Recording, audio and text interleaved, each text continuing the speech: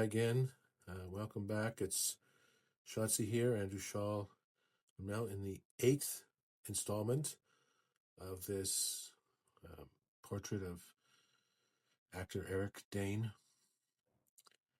I spent a fair bit of time on the shirt and the suit, just to kind of give him a little bit more depth, a little more variation in value of dark and light. I'm less concerned about the color, just the dark and light to give it some texture and to help create that third dimension, the one of depth. We have a vertical and a horizontal dimension,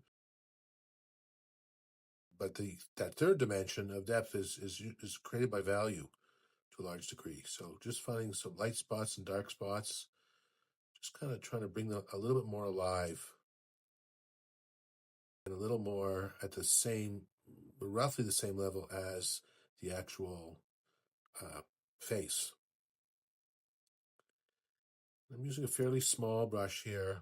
There's no major changes. I'm just kind of creating slight changes to the large spaces, that there's some variation in value within. And those little variations of value is what gives the clothing texture, and it feels like fold. It feels three-dimensional. And that's really what I'm going for. And although this part isn't really necessary for likeness, isn't an important part of the portrait, it's like a supporting actor in a movie, I say, and that it helps to anchor the face and the rest of the painting. So like I always do is I move around. Even within a suit, I'm on one side, the other side, on top, below, darker, lighter. Using fairly small brushes now. So I'm going to sort of get some of that detail in. Bring in some of those real darks. It's really important. I always talk about this, about having a good wide range between your lightest and darkest values. The more that range, the larger that range, the more room there is to maneuver within. You're just kind of bringing in a few light values on that rose, and then there's some dark values, just to give a little bit of depth, the sense of the flower coming forward. Now back up to the head. Work on the shape of the hair. Just kind of also bringing in some highlights, places where it's really quite light.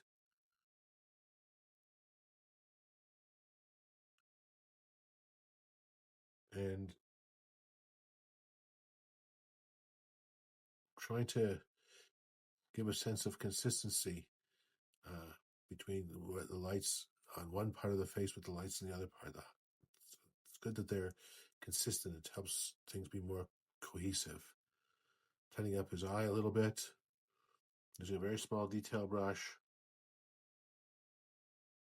The space between his lips, darkening that. Now, as you can see, now moving to the ear.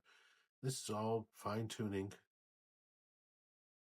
and really setting myself up for what I hope after this will be the final installment, which was just to make any final adjustments that I think are necessary. I realize the likeness is not yet where I would want it to be,